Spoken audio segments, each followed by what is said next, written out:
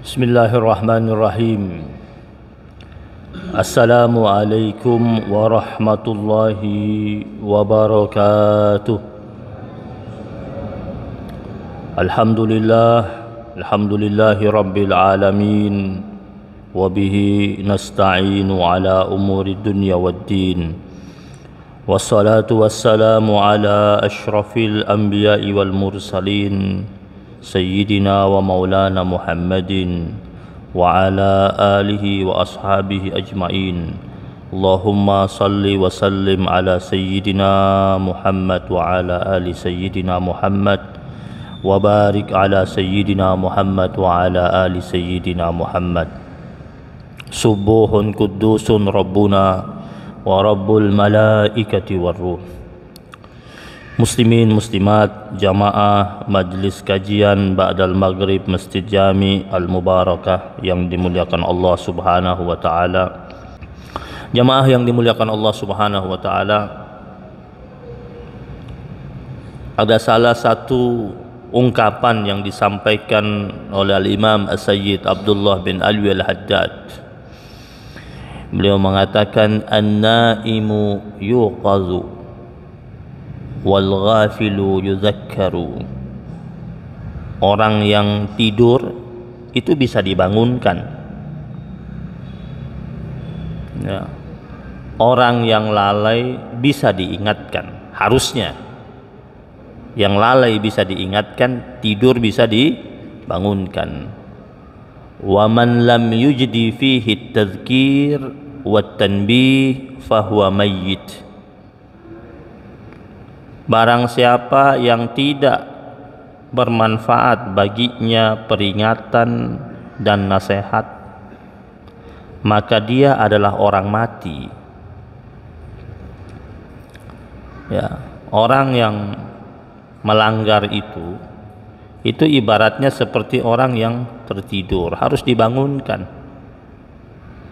Atau seperti orang yang lalai, harus diingatkan. Orang kalau tidur, kalau dia ketiduran dibangunkan ya. Kan ada orang tidur harus dibangunkan, kalau nggak bangun dia. Ada yang nggak perlu dibangunkan, ada hamba Allah nggak perlu dibangunkan, dia tidur bangun, dia dekat subuh dia kebangun ya, kebangun dengan sendirinya. Ada yang memang setiap subuh harus dibangunkan, itu pun sulit dibangunin. Bangun, udah bangun dia, kita keluar tidur lagi dia, masuk lagi, sampai yang bangunin kesel, siram air kayak tarik kayak gitu. Tapi masih syukur nih mau bangun. Yang bahaya tidur kagak mau bangun-bangun.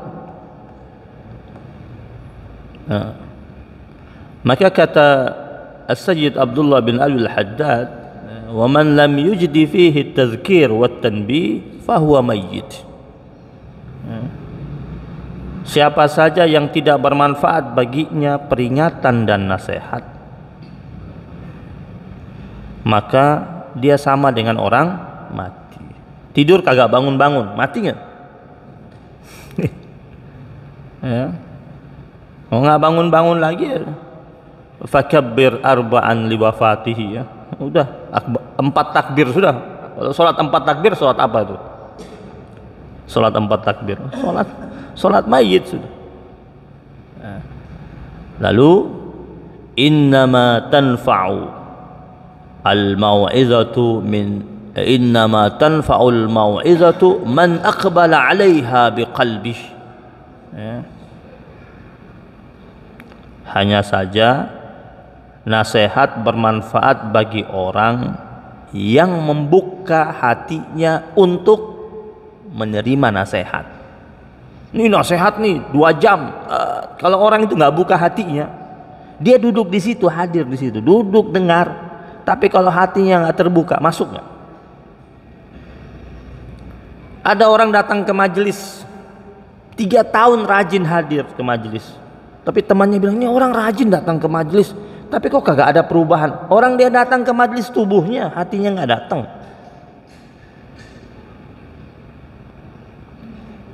tubuhnya datang ke majelis, duduk dengar itu pulang. Tapi kata temannya, kagak ada perubahan tuh orang.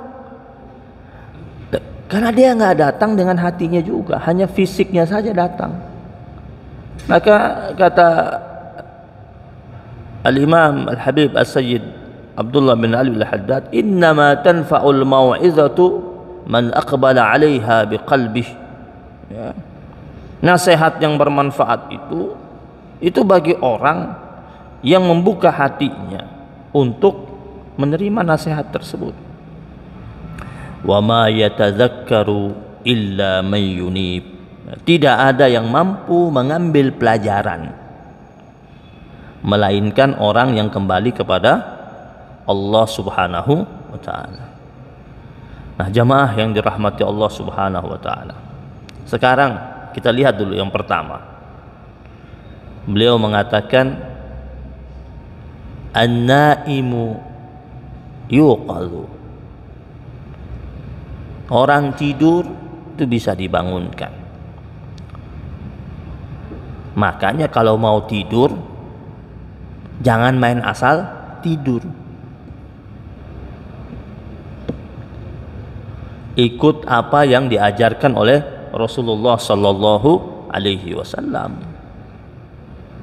Biar tidurnya kagak lama, nggak kelamaan tidurnya. Biar nggak jadi ahli molor, kan ada orang ahli molor tuh. Duduk di mobil aja baru taruh badan tek. Ada tuh. Baru jalan belum masuk tol, temannya yang ngajak ngobrol, lah udah nggak ada suara tuh. Udah ke puncak tuh. Turun. Berarti kan sudah lumayan tidurnya, ada sejam 2 jam dah. Turun. Udah fresh berarti kan, harusnya udah bagus, alhamdulillah. Turun. Masuk kamar tidur lagi.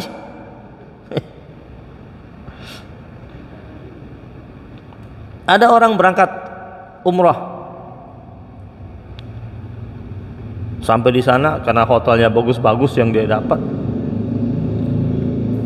Lebih banyak tidurnya dia, lebih banyak di kamar hotelnya ketimbang di Masjidil Haram, di Masjid Nabawi. Kan sayang-sayang. Kalau berangkat untuk umroh hanya untuk lama-lamaan di kamar hotel, di Jakarta banyak kamar-kamar hotel. Untuk duduk santai, turun, makan, duduk di kafe, berdiri di lobinya. Niatnya ibadah, itu kamar hotel dipakai hanya untuk pulang istirahat sejenak atau mandi ganti baju. Datang lagi ke Masjid Nabawi, datang lagi ke Masjidil Haram. Ada orang datang ya udah 5 waktu ya dia ke masjid 5 waktu terus balik. Udah gitu dong. Banyakan di mana tuh? Banyakan di hotel. Harusnya ketika habis subuh nggak langsung balik, dia nunggu dulu sampai waktu duha. Dia dzikir sampai waktu syuruk, dia baca Quran, kemudian duha. Setelah itu baru dia kembali ke hotel, sarapan, mandi, balik lagi.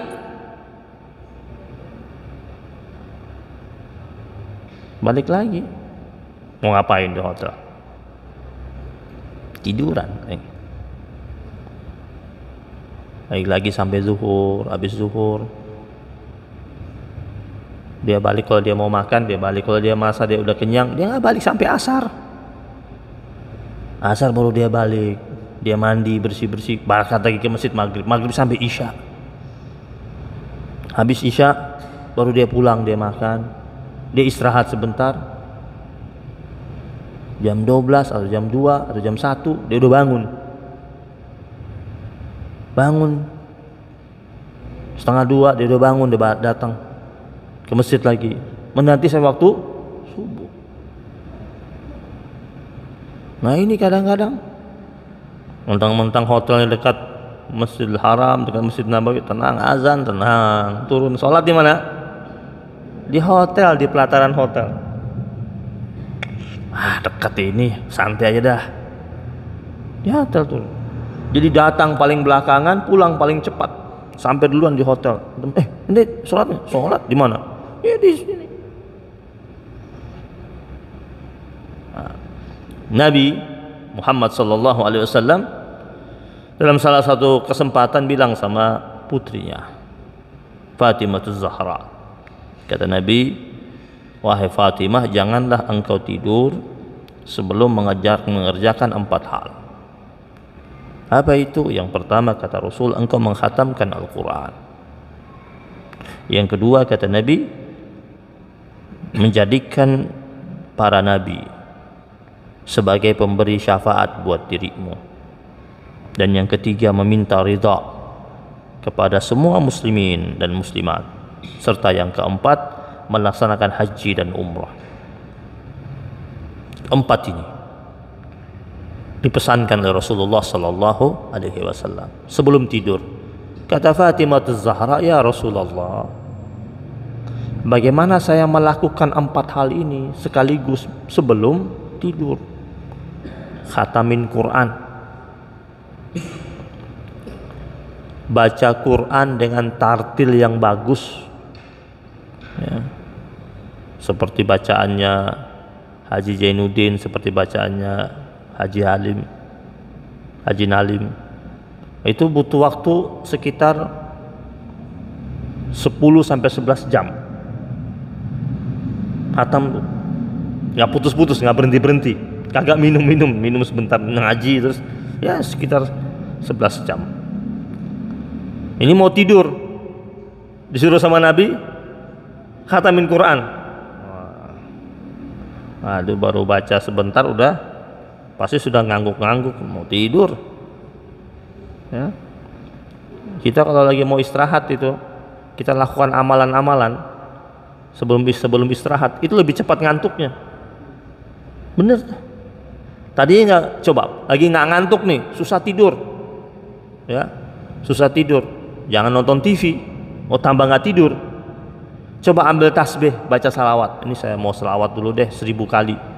Itu belum sampai 1000, baru 100, 200 jatuh tuh tasbih.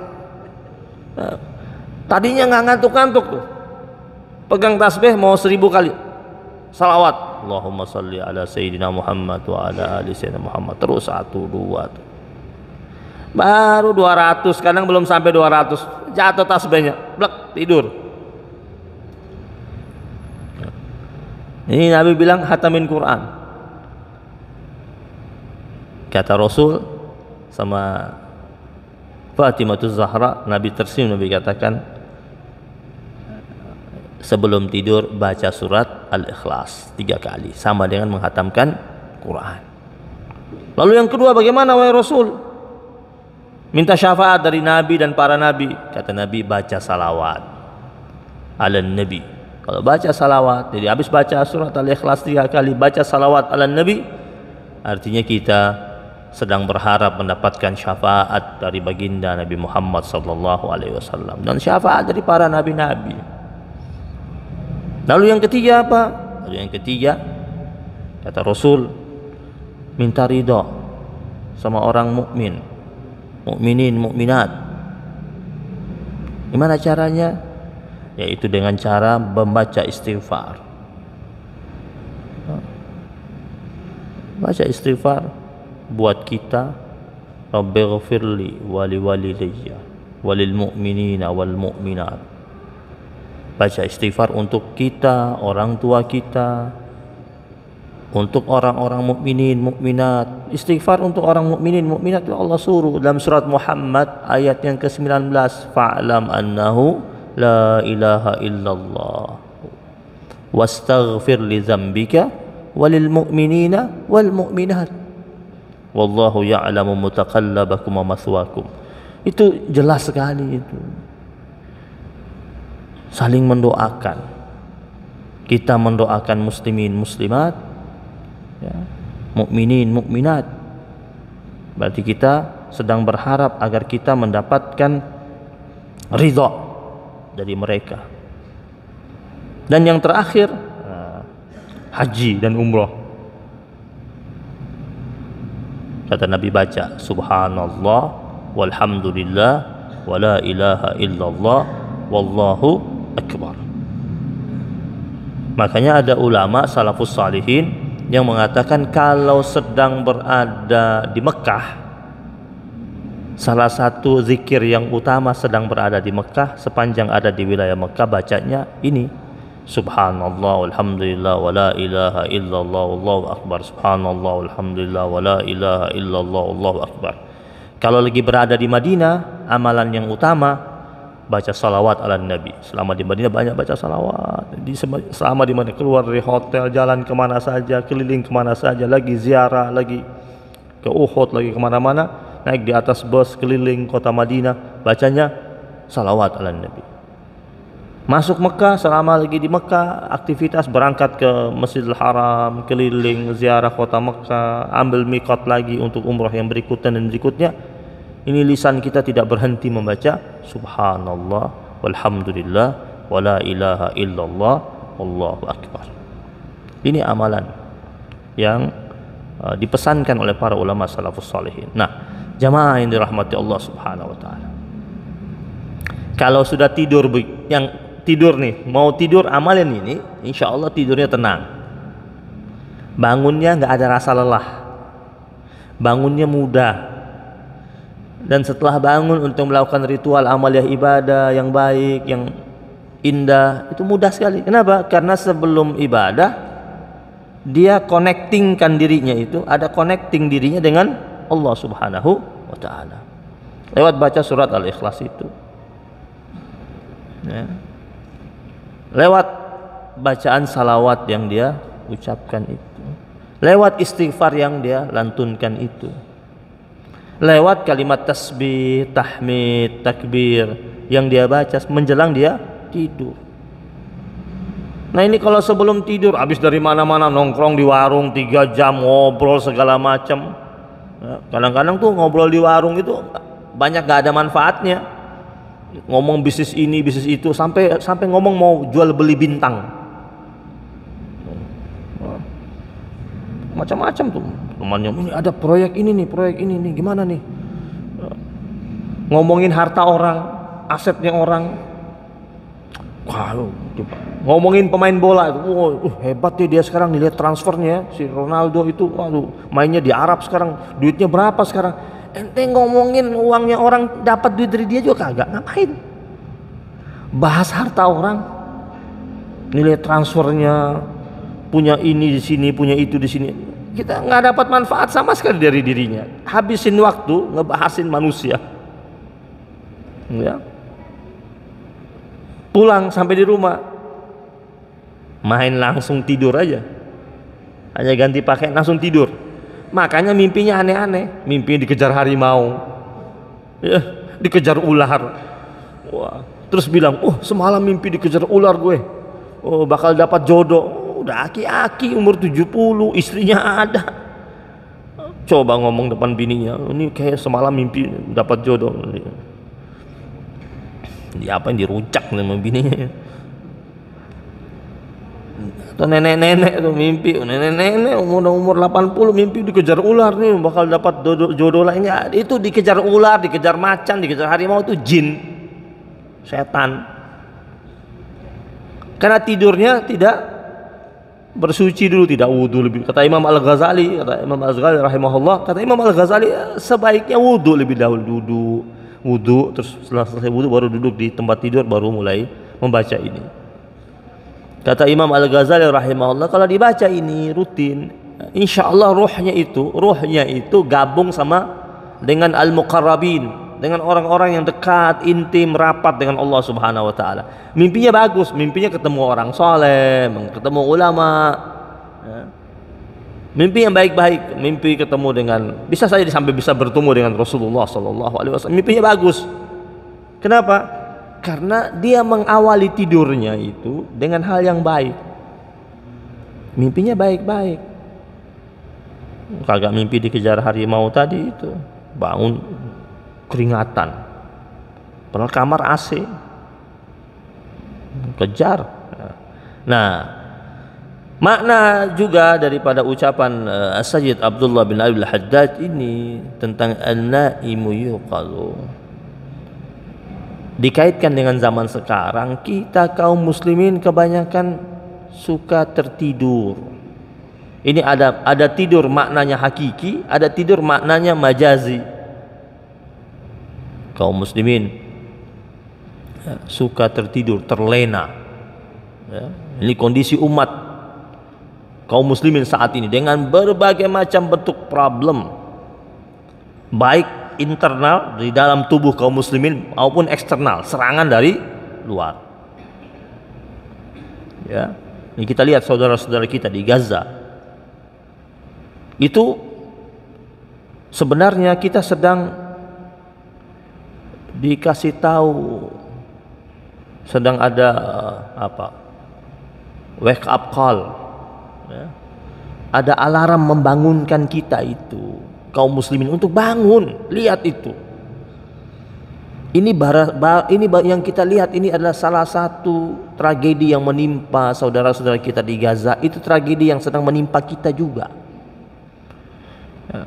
Kalau kita merasa kita ini satu tubuh sebagai seorang mukmin, yang Nabi mengatakan dalam riwayat hadis itu, Nabi katakan kalbunyan yasuddu ba'duhum ba'da, seperti bangunan yang saling mengokohkan satu sama lain. Berarti apa yang mereka rasakan kita juga rasakan.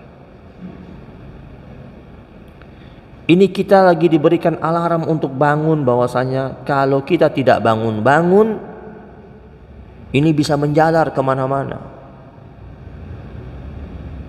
Jadi ada problem internal, ada problem eksternal. Internalnya apa? Tentang kepersatuan kita, kebersamaan kita. Ya, masih suka banyak retaknya. Eksternal apa? Serangan dari luar. Dari luar itu serangan dari luar, dari orang-orang yang ingin menghancurkan kekuatan kaum muslimin. Dan mereka pakai siapa? Mereka pakai kaki tangan orang muslimin yang mau dijadikan sebagai budak-budak mereka. Orang-orang yang sudah dilabel munafik oleh Allah dan Rasulnya. Dipakai itu. Jadi rongrongan dari dalam ada, rongrongan dari luar pun ada. Nah, dari dalam bentuknya kejahilan mayoritas kaum muslimin terhadap ajaran agamanya. Kita jumlah kita kalau banyak, tapi kalau jahil masalah agama, kita ini jadi bahan mainan. Sedikit tapi kokoh masalah agamanya, nggak mudah dirobohkan. Itu Gaza itu tempatnya kecil, ya, sudah puluhan tahun jadi penjara terbesar di dunia. Mereka dikepung oleh Israel. Kenapa tidak menyerah mereka? Karena orang-orang yang tinggal di sana adalah orang-orang yang terdiri dari orang-orang yang faham nilai-nilai agama. Anak-anak kecil-kecil hafal Quran, hidup bersama Al-Quran, hidup bersama keimanan, tetap datang ke masjid, berangkat sholat di masjid, walaupun mereka harus berjalan di tengah-tengah berondongan peluru dan bom-bom yang bisa jatuh kapan saja. Kita ini baru turun gerimis udah nggak ke masjid gitu. Yang turun ini baru hujan air. Ini mereka yang turun peluru yang turun, ya, desingan peluru, bom yang bisa jatuh kapan saja, yang dapat menghajar mereka kapan saja, di mana saja. Nah, fenomena kejahilan dalam bentuk pola pikir, perilaku, gaya hidup yang sudah diracuni oleh pihak-pihak luar. Banyak anak-anak muda minal muslimin sudah terkontaminasi dengan gaya-gaya hidup manusia-manusia zaman modern, ya. Umat muslimin tidak dinyatakan harus alergi sama arus modern. Kita harus ikuti arus modern itu, tapi kita menjadi bagian daripada orang yang ada di tengah-tengah arus modern tersebut. Kita menjadi orang yang mempengaruhi, bukan dipengaruhi. Coba lihat anak-anak muda zaman sekarang, senangnya nonton apa? Drakor, drama Korea. Ini kan anak-anak muda sih, ibu-ibu, emak-emak, berseri-seri. Pulang ke rumah, sampai di rumah, ibu-ibu habis dari luar masuk ke rumah, bukan dia tugas dia kerjakan apa yang harus dia kerjakan di rumah, langsung masuk kamar, ambil remote, tekan. Kenapa? Takut kehilangan serialnya. Ini makanya dikatakan orang tidur harus dibangunkan, kaum muslim harus dibangunkan, biar bangun dia, jangan ketiduran terus.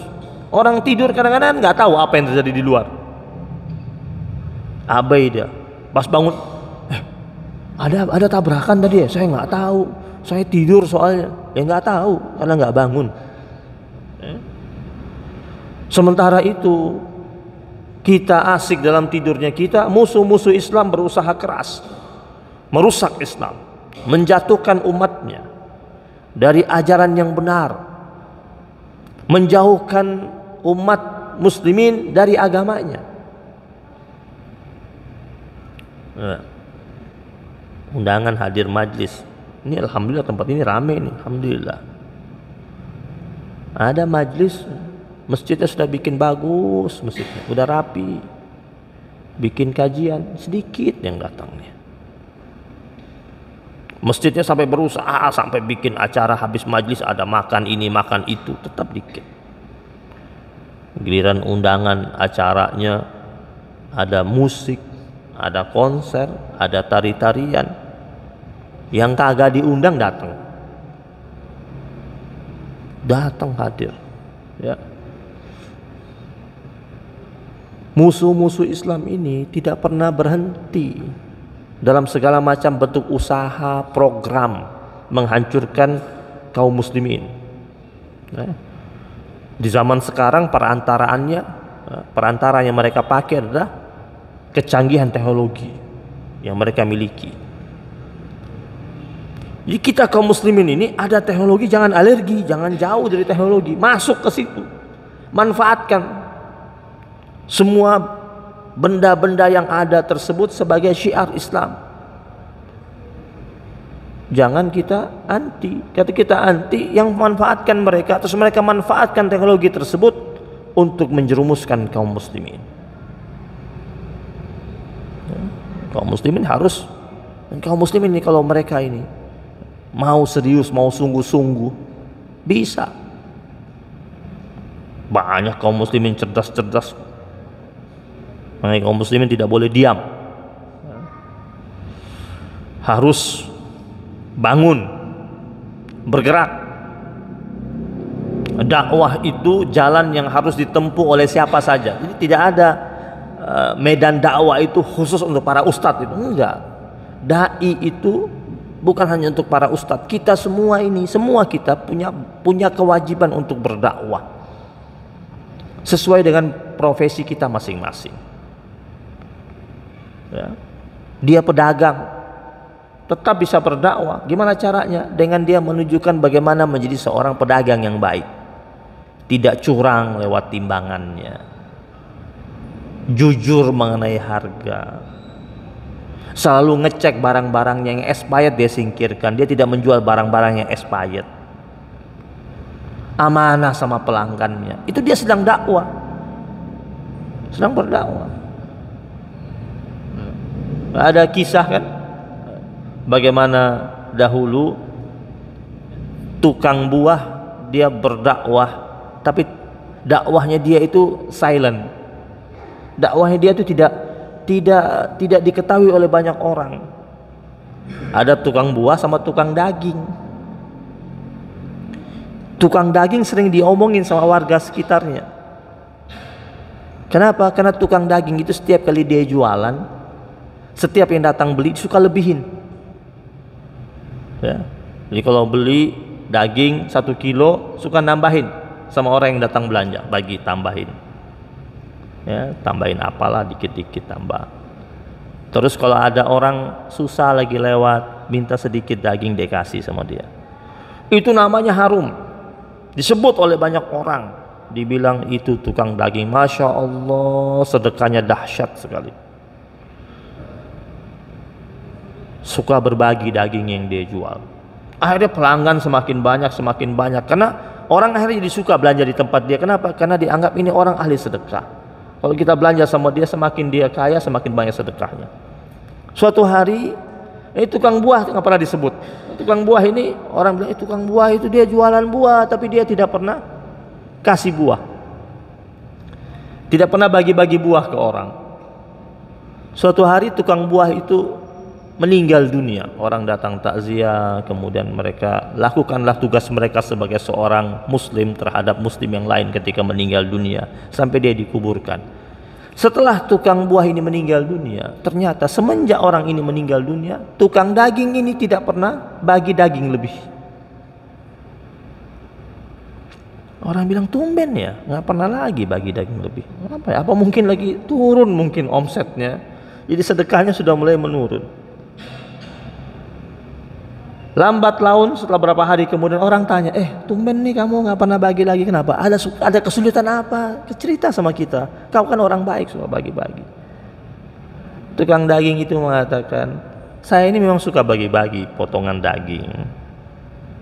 Saya lebihkan kadang-kadang, kalau lihat orang ini orang susah yang belanja daging, saya tambahin dikit.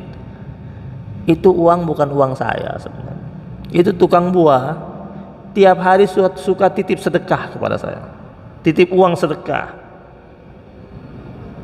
Dia titip uang sedekah kepada saya, dia bilang ini pakai untuk kau lebihkan orang-orang yang susah kalau belanja daging, pakai uang ini. Nah, dia sudah meninggal dunia, sudah berhenti ya, sudah berhenti titipan uang sedekahnya. Akhirnya saya tidak melanjutkan lagi, karena dulu itu semenjak saya lakukan itu memang uangnya dari dia, memang pesan dari dia. Di betapa banyak hamba-hamba Allah yang melakukan kebaikan, itu kan dakwah dia,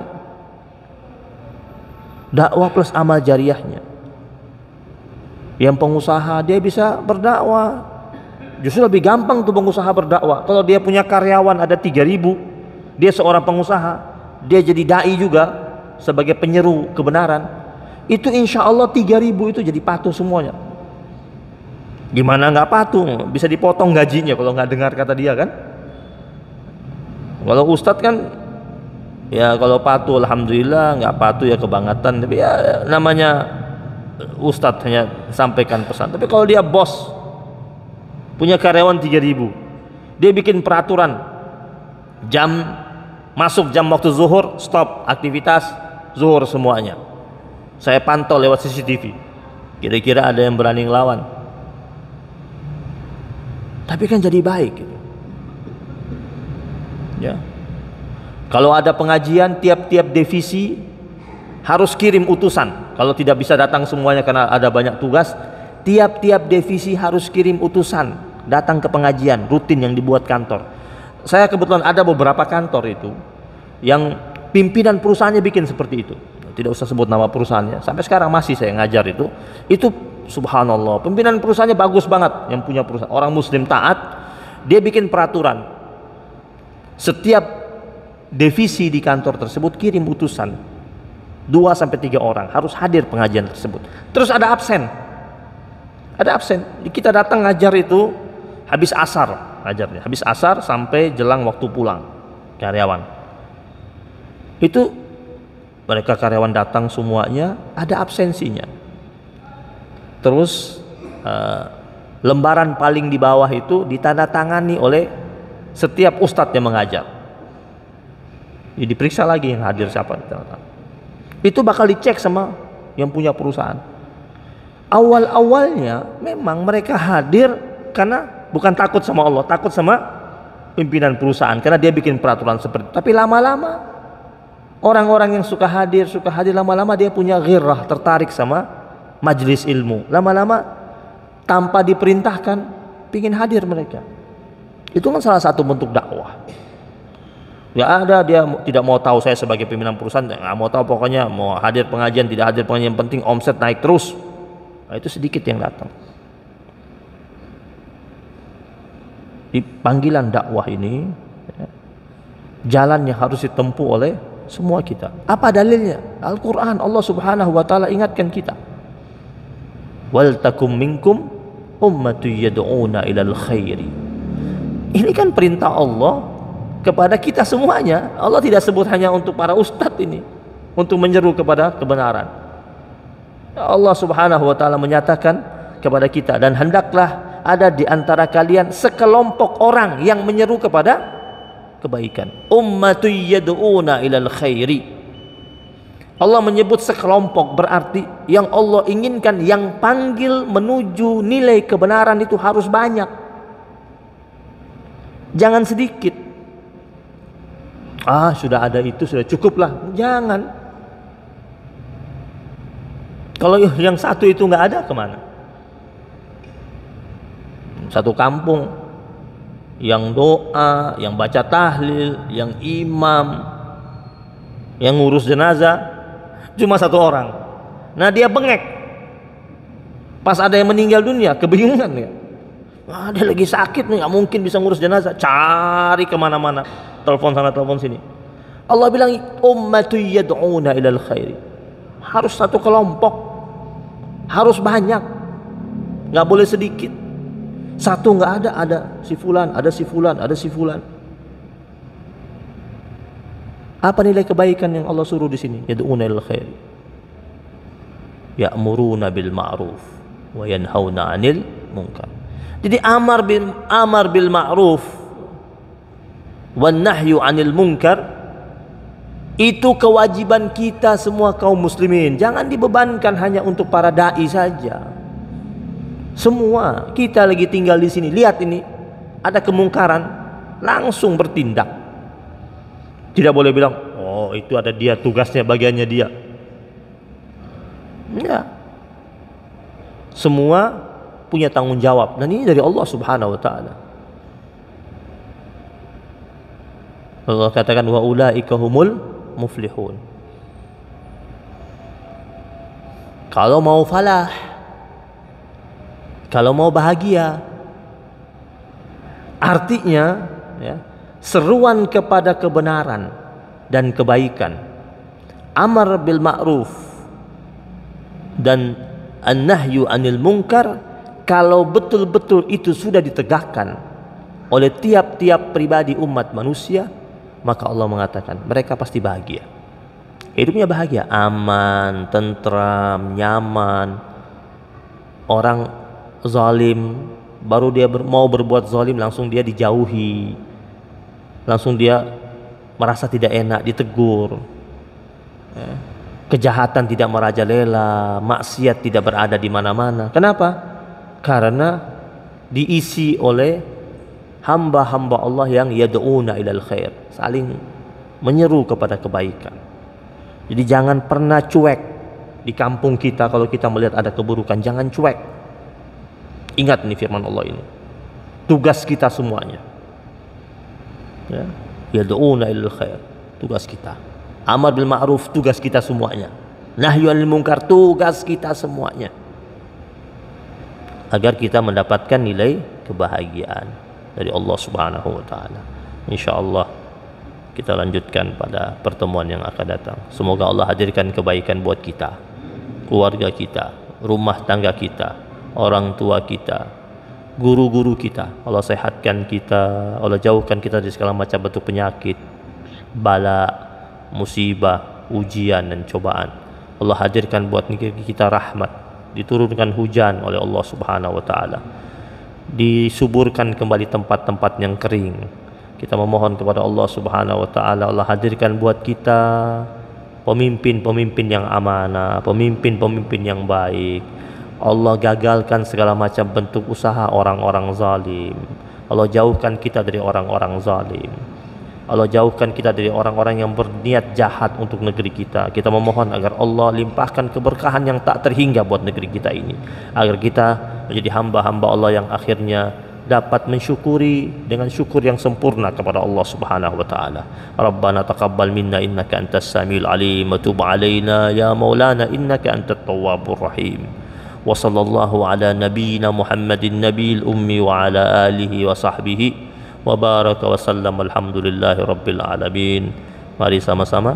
Ya Allah biha, ya Allah biha, ya Allah bihusnil khatimah, ya Allah biha, ya Allah biha, ya Allah bihusnil khatimah, ya Allah biha, ya Allah biha, ya Allah bihusnil khatimah, ya Allah biha, ya Allah biha, ya Allah bihusnil khatimah.